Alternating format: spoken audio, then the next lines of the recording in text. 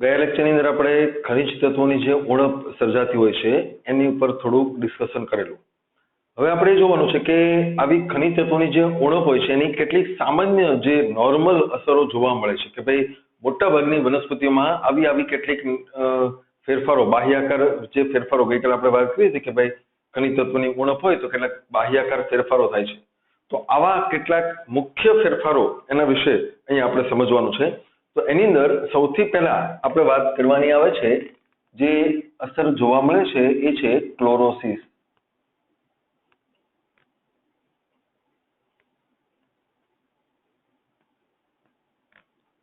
તો સમજીએ આપણે કે ક્લોરોસિસ નો અર્થ શું થાય છે. તો ક્લોરોસિસ ની જે ખાસ અગત્ય છે તે કે ભાઈ આની અંદર એનું જો નામ છે ક્લોરોસિસ, એની ઉપરથી જ આપણે લઈએ છીએ, ક્લોરોફિલ ઉપરથી છે કે આ એવી ઘટના છે કે જેની અંદર વનસ્પતિમાં જે હરિત દ્રવ્ય જે છે તેનું વિઘટન થતું જ, ખાસ જે મેઇન અસર છે એ આ છે કે જે હરિત દ્રવ્ય છે એનું વિઘટન અથવા તો એનો વ્યય થાય છે અને એને કારણે પર્ણો જે હોય છે એ પીળા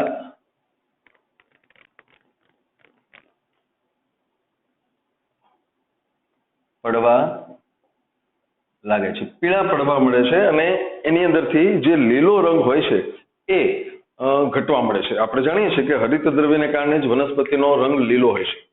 તો ક્લોરોસિસ નો અર્થ આ થાય કે હરિત દ્રવ્યનું વિઘટન થાય છે અથવા તો વ્યય થાય છે, ઘટાડો થાય છે અને એને કારણે એના જે પર્ણો હોય છે એ પીળા પડવા માંડે છે. તો અહીંયા આપણે જોઈએ કે કેમ આવું થાય છે. તો એની પાછળ જે ઘણા બધા તત્વોની ત્રુટિ જવાબદાર છે. તો અહીંયા આપણે લખીએ કે નાઇટ્રોજન, પોટેશિયમ, મેગ્નેશિયમ. જો એક વાત હંમેશા યાદ રાખજો કે કોઈ એક અસર જે છે એ માત્ર એક જ તત્વની ઉણપથી થાય એવું નહીં જોવા મળે. ઘણા બધા તત્વો એવા હશે કે જેની ઉણપથી કોઈ એક સામાન્ય અસર આપણને જોવા મળતી હોય છે. તો અહીંયા આપણે જોઈએ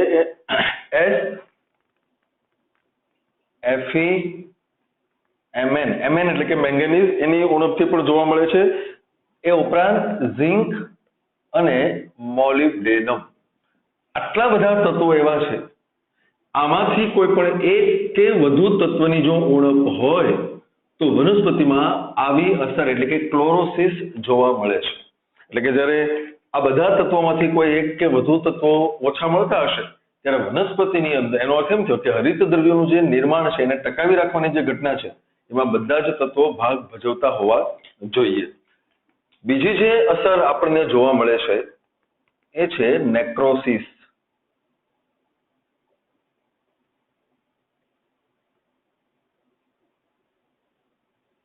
ઓકે, તો જો સામાન્ય આપણે ચર્ચા કરીએ તો નેક્રોસિસ નો અર્થ થાય છે વનસ્પતિ પેશીઓ નું મૃત્યુ. પણ એમાં ખાસ કરીને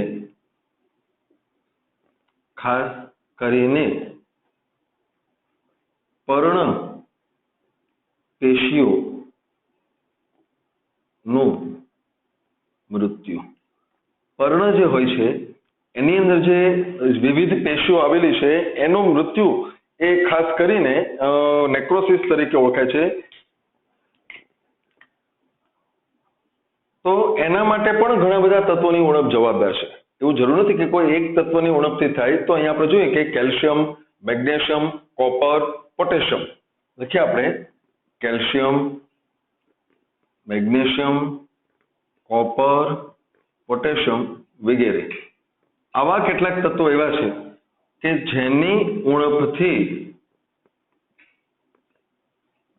આ જે છે ને અહીંયા આપણે લખવું પડે ની ઉણપ. એટલે કે આવા જે તત્વો છે એની ઉણપને કારણે વનસ્પતિઓની અંદર આવી નેક્રોસિસ એટલે કે પેશીઓ વિઘટન પામવા મળે છે, એવી અસર જોવા મળે છે. ત્યારબાદ આપણે જે અસર જોઈએ છીએ એ છે કે કોષ વિભાજન અવરોધાય. કોષ વિભાજન અવરોધાય.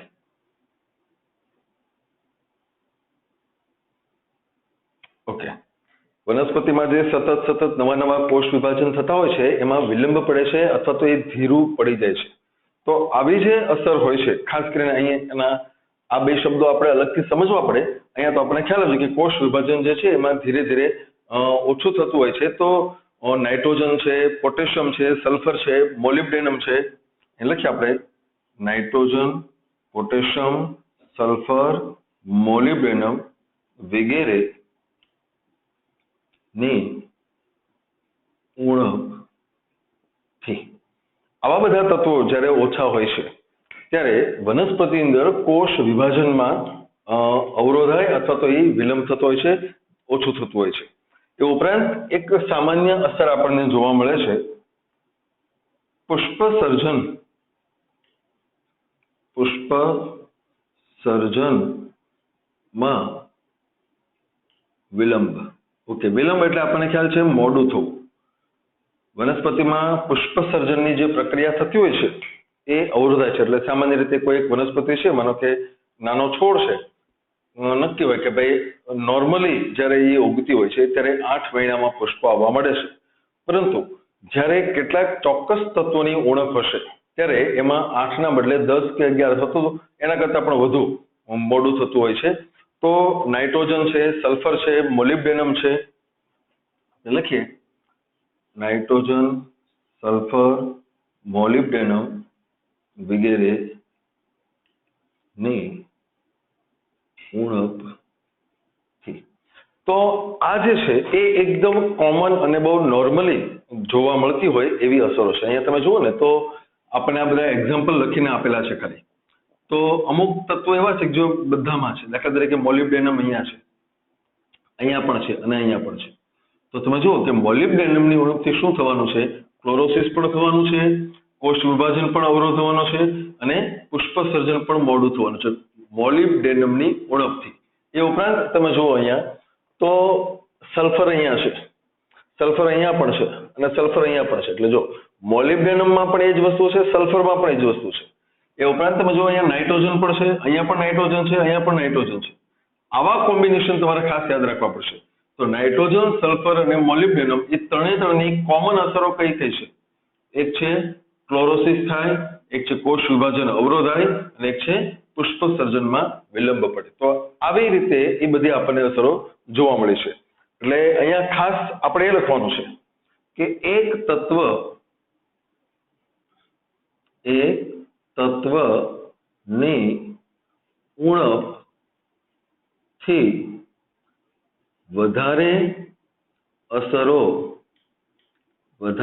અસરો થઈ શકે.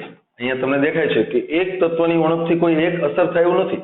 મોલિબ્ડેનમની ઉણપથી આ ક્લોરોસિસ થાય, કોષ વિભાજન અવરોધાય અને પુષ્પ સર્જનમાં પણ વિલંબ છે. હવે એના કરતાં પણ ઊંધું આપણે જોઈએ. અહીંયા આપણે શું લખ્યું કે એક તત્વની ઉણપથી વધારે અસરો થઈ શકે. આનો આપણે શું લખવું પડે કે એક અસર એકથી વધુ તત્વની ઉણપથી થઈ શકે છે. આ વાક્ય પણ એટલું જ સાચું છે કે એક અસર વધુ તત્વોની ઉણપથી થઈ શકે.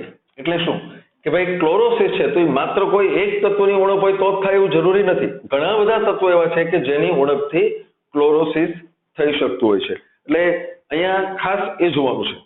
બીજી એક ખાસ બાબત એ આ છે કે ઉણપની જે અસર છે, ઉણપની અસર એ વિવિધ ભાગોમાં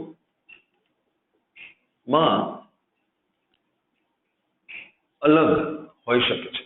કે ભાઈ વનસ્પતિના મૂળ, પ્રકાંડ, પર્ણ, પુષ્પ, ફળ, બીજ આ જુદા જુદા ભાગો છે. જો એને સલ્ફર નથી મળતું તો એવું જરૂરી નથી કે વનસ્પતિના બધા જ ભાગોમાં એની એક સરખી અસર હોય. એવું બની શકે છે કે અલગ અલગ ભાગોમાં એની અસર અલગ અલગ હોય. એ ઉપરાંત એક ખૂબ ખૂબ જ અગત્યની બાબત આપણે સમજવી પડે એ આ છે કે તત્વની ઉણપની અસર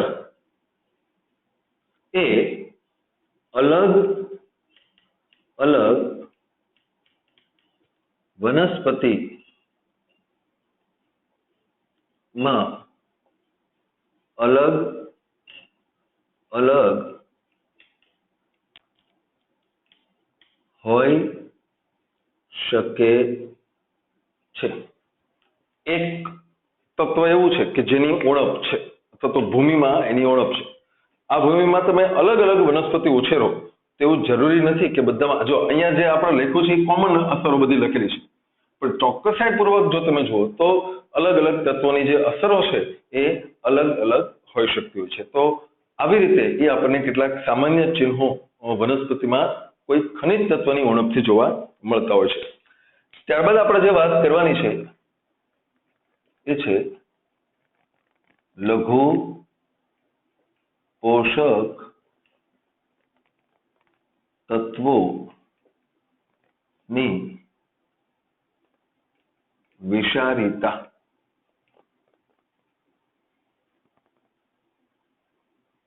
વિષ એટલે ઝેર અને વિષારીતા એટલે કે એક પ્રકારની ઝેરી અસર. અહીંયા આપણે ખાસ જેની ચર્ચા કરવાની છે એ છે ઝેરી અસર.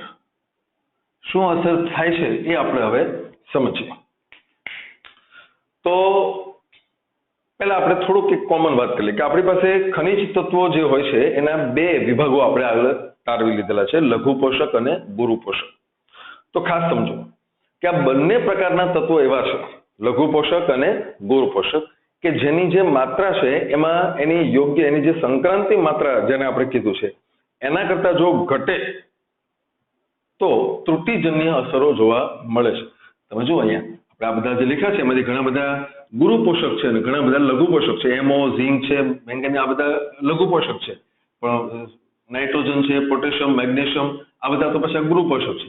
એટલે બધા જ તત્વો એવા છે કે એની જે સંક્રાંતિ માત્રા જે છે, સંક્રાંતિ સાંદ્રતા હોય એના કરતા જો ઓછું હોય તો એની ત્રુટિજન્ય અસરો જોવા મળે છે. કોની વાત કરીએ આપણે? લઘુ અને ગુરુ પોષક બંને. હવે આપણે એના કરતા આગળ જઈએ તો લઘુ અને ગુરુ પોષક તત્વોની માત્રા જો વધે તો શું? ઘટાડો થાય બંનેમાં તો ત્રુટિજન્ય અસરો જોવા મળે છે, પણ જો વધે તો શું?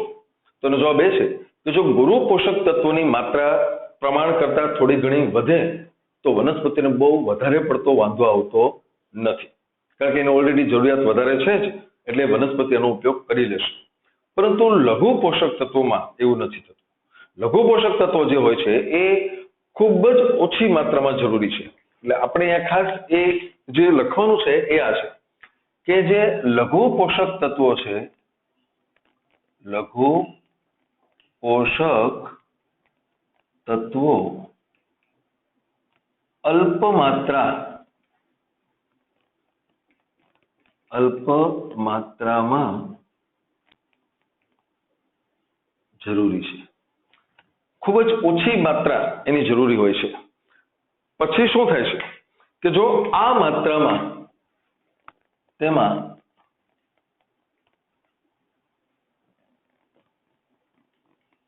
થોડો પણ જો વધારો થાય, જરૂરી કેટલું છે? અલ્પ માત્રામાં, પણ જો થોડો પણ વધારો થાય તો એની વિષારીતા સર્જાય છે. વિષારીતા એટલે કે ઝેરી અસર, એટલે કે વધારે પડતું પ્રમાણ, લઘુ પોષક તત્વોનું વધારે પડતું પ્રમાણ હાનિકારક છે. તો અહીંયા ખાસ આપણે જોવાનું છે કે દરેક તત્વ જે હોય છે, દરેક તત્વ એના માટે ખાસ આપણે જોવું પડે કે એની જે સંકીર્ણ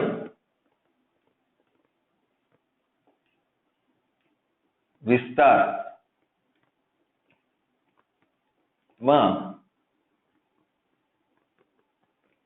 અનુકૂળતમ હોય છે। સંકીર્ણ વિસ્તાર એટલે શું? ગઈકાલે આપણે જે ચાર્ટ દોર્યો, ગઈકાલનો ચાર્ટ તમને યાદ હશે કે ભાઈ અહીંયા આપણે ચાર્ટ દોર્યો તો અહીંથી આ રીતે આમ આવતું હતું, તો જેટલી આની જે વચ્ચેની જે રેન્જ છે ઓછાથી વધુ એને સંકીર્ણ વિસ્તાર કહે છે કે આટલા વિસ્તારની અંદર એ તત્વ પોતાનું યોગ્ય કામ કરે છે। એક તત્વ, એક સાંદ્રતા એવી છે કે જેમાં મેક્સિમમ કામ કરે છે। ગઈકાલનો ચાર્ટ ખાસ યાદ રાખજો, આપણે અહીંયા લખ્યું હતું ઇષ્ટતમ માત્રા, પણ એની કરતાં થોડુંક વધુ અને થોડુંક ઓછું ત્યાં સુધીમાં કોઈ તત્વને પ્રોબ્લેમ હોતો નથી। એટલે ખાસ યાદ રાખજો, એ જે ગ્રાફની વચ્ચેનો જે આપણે જે ગ્રાફ દોર્યો હતો એ આમ હતો, તમને ખાલી યાદ કરાવવા માટે દોરું છું। અહીંયા આમ હતું તો આ રીતે આપણે દોર્યું હતું, તો આ જે હતું એ શું હતું?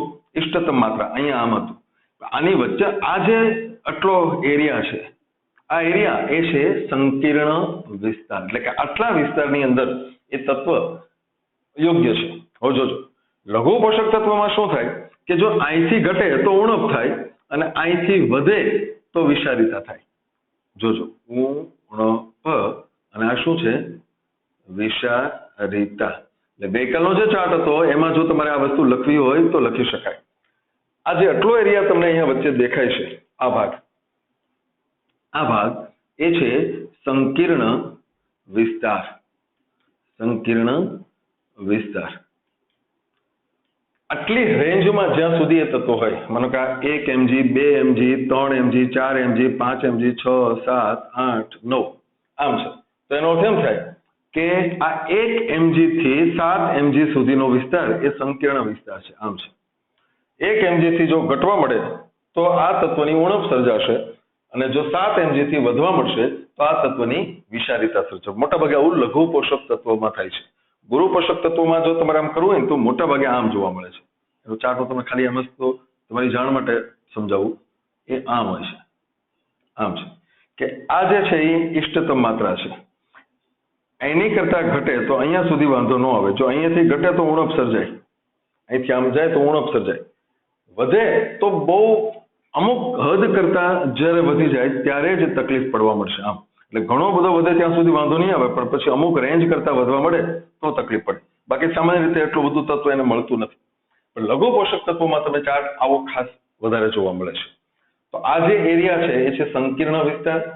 આનાથી ઓછું થાય તો ઉણપ સર્જાય, આનાથી વધુ થાય તો વિષારીતા। એટલે વિષારીતા એટલે શું? તો કે લઘુ પોષક તત્વો જે હોય છે એની અંદર એની જે સાંદ્રતા છે એમાં જે વધારો થાય છે એને કારણે જે ઝેરી અસર જોવા મળે એને આપણે નામ આપીએ છીએ લઘુ પોષક તત્વોની વિષારીતા। અહીંયા આપણે જે ચાર્ટ હમણાં દોર્યો હતો એ તમારે ગઈકાલનો જે ચાર્ટ હતો એ ચાર્ટ બીજો કોપી કરવાનો, વચ્ચે એરિયામાં સંકીર્ણ વિસ્તાર લખવાનો અને એની આજુબાજુમાં આ રીતે તમે નવેસરથી બનાવી શકો છો। તો આ જે વિસ્તાર છે એમાં આપણે જોઈએ શું જોવા મળે છે કે વિષારીતા જે હોય છે ક્યારે સર્જાય છે કે જેનું શુષ્ક દળ છે, શુષ્ક દળમાં 10% થી વધારો થાય, વધુ વધારો થાય તો એની વિષારીતા થાય છે। 10%ની વાત આવી એટલે ધારો કે લઘુ પોષક તત્વો છે, એક તો એ ખૂબ ઓછા છે, તો કે કોઈ એક તત્વ એવું છે જે 0.6 મિલીગ્રામની જરૂર છે, તો 0.6 મિલીગ્રામના 10% એટલે કેવું? 0.06 મિલીગ્રામ। એનો અર્થ એમ થયો, એટલે જોજો ખાસ અહીંયા સમજજો કે તત્વ જે છે, હું એક્ઝામ્પલ આપું છું, આનું એક્ઝામ્પલ છે કે એક તત્વ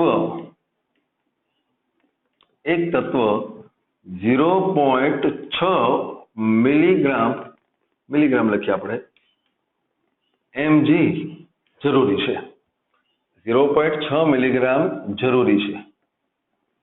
હવે જો એમાં 10% વધારો થાય એટલે 0.6 ના 10% એટલે 0.06 એટલે કે આમાં જો 0.06 ઉમેરો તો એ કેટલું થઈ જશે? 0.66 mg થાય। આ થયું। આમાં તમારે આટલો ખ્યાલ રહેવો જોઈએ કે 0.6 એટલે એકચ્યુઅલી 0.60 હોય છે, સમજાણું? 0.60 છે, 0.60 માંથી કેટલું થયું? આમાં 60 નથી વધ્યું, 0.6 જ વધ્યું છે, તમે જોજો આ 0.6 આખું તમને લખી દઉં, 0.60 આ છે એકચ્યુઅલી, અને આના 10% એટલે 0.06 એ ઉમેરું એટલે આટલું થયું. એટલે જો શુષ્ક દળની અંદર આવા 10%માં જો વધારો થાય તો આ જે તે જે તત્વ હોય છે એની ઉણપ સર્જાતી હોય છે. હવે આવી જે અસરો છે એ પણ આ જે વિષારીતા છે એ પણ અલગ અલગ અસરો દર્શાવે છે. વનસ્પતિના જુદા જુદા ભાગમાં એની અસરો જુદી જુદી હોય અને અલગ અલગ વનસ્પતિમાં પણ એની અસરો એ બધી જુદી જુદી જોવા મળશે. એવું જરૂરી નથી કે દરેક જગ્યાએ એક સરખી અસરો એની જોવા મળતી હોય છે. એટલે ટૂંકમાં એની જે લક્ષણો છે એ પણ બધામાં જુદા જુદા છે અને એને કારણે એના લક્ષણો ઓળખવા મુશ્કેલ છે. શું કામ મુશ્કેલ છે એ આપણે હમણાં જોઈએ. એના જે લક્ષણો છે એ ઓળખવામાં થોડી તકલીફ પડે છે. કેમ તકલીફ પડે એનું કારણ હમણાં આપણે જોઈએ કે અહીંયા મોટાભાગે શું થશે કે એક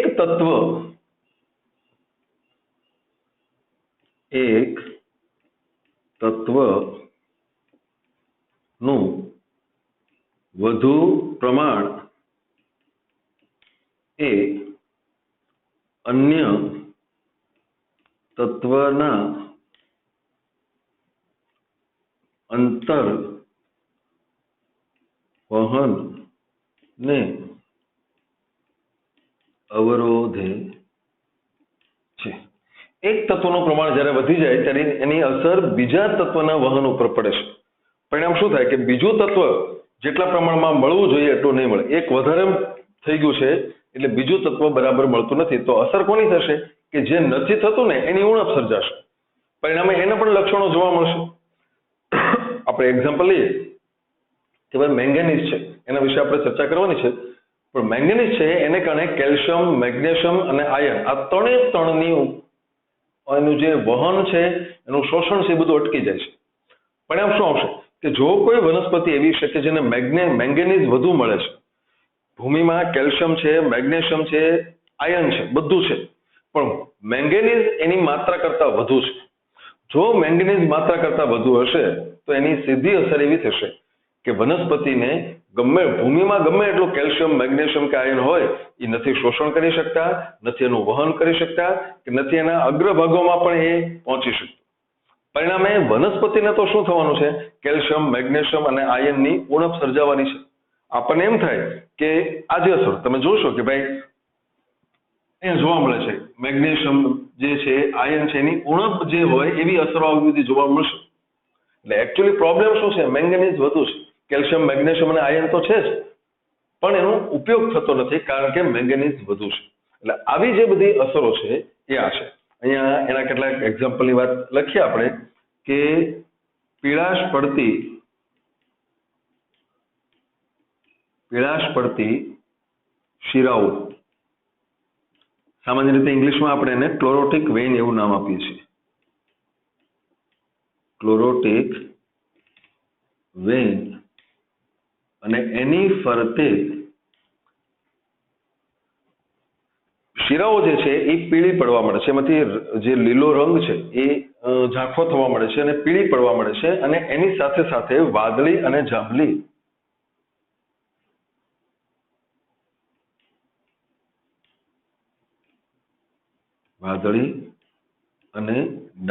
જાંબલી ડાઘાઓ એ મેંગેનીઝની વિષારીતાના લક્ષણો છે. મેંગેનીઝની જ્યારે વિષારીતા સર્જાય છે ત્યારે પીળાશ પડતી શિરાઓ થવા મળે છે અને વાદળી અને જાંબલી ડાઘાઓ સર્જાય છે. હવે એકચ્યુઅલી શું થાય છે કે પીળાશ પડતી શિરાઓ સર્જાવી, ક્લોરોટિક વેઇન અને વાદળી અને જાંબલી ડાઘાઓ પડવા એ એકચ્યુઅલી મેંગેનીઝની વધુ અસરને કારણે થાય છે. પણ કેવી રીતે? તો કે મેંગેનીઝ જે છે એ કેલ્શિયમ, મેગ્નેશિયમ અને આયર્નનું પ્રમાણ ઘટાડી દેશે અને એની ઉણપની આ બધી અસરો છે. એટલે ખાસ પ્રોબ્લેમ છે. અહીંયા આપણે લખ્યું ને કે લક્ષણો ઓળખવા મુશ્કેલ શું કામ પડે છે? ખબર નથી પડતી. આપણને એવું થાય છે કે કેલ્શિયમ નથી મળતું, મેગ્નેશિયમ નથી મળતું, આયર્ન નથી મળતું, એટલે કારણે આ બધું થાય છે. પણ એકચ્યુઅલી એટલે આપણે શું કરીએ, પછી એનું ખાતર નાખીએ, પણ પ્રોબ્લેમ એ છે જ નહીં. પ્રોબ્લેમ શું છે? મેંગેનીઝ વધુ છે. એટલે લક્ષણો ઓળખવામાં તકલીફ પડે છે, એનું કારણ છે. હવે અહીંયા થાય છે શું કે મેંગેનીઝ જે છે, જો અહીંયા કે કેલ્શિયમ અને મેગ્નેશિયમ ની સાથે વધુ માત્રામાં મેંગેનીઝ નો પ્રવેશ થાય, એની ખાસ અસર એ થાય છે કે ઉત્સેચકો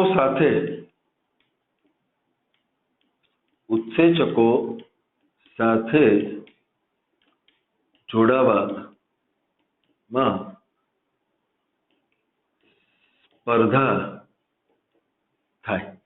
કેલ્શિયમ અને મેગ્નેશિયમ જે ઉત્સેચકોને સક્રિય કરે છે, એની સાથે જોડાવામાં મેંગેનીઝ એમાં ભાગ લેવા મળે છે. ઉત્સેચકીય અવરોધનની જે પ્રક્રિયા છે, એમાં આ વસ્તુ આવે છે કે જેમાં એક ઉત્સેચકને સક્રિય કરવામાં કોઈ એક ચોક્કસ તત્વ જ ભાગ ભજવે છે, એ અથવા તો જે જરૂરી હોય છે. એના બદલે જો કોઈ બીજું તત્વ ત્યાં જોડાઈ જાય તો એ જોડાઈ જાય, પણ ઉત્સેચક સક્રિય થતો નથી. એ ઉપરાંત મેંગેનીઝ ની જે વધુ અસર છે, એ આપણે લખીએ કે મેંગેનીઝ ની વધુ માત્રા પ્રરોહાગ્રમાં કેલ્શિયમના શોષણને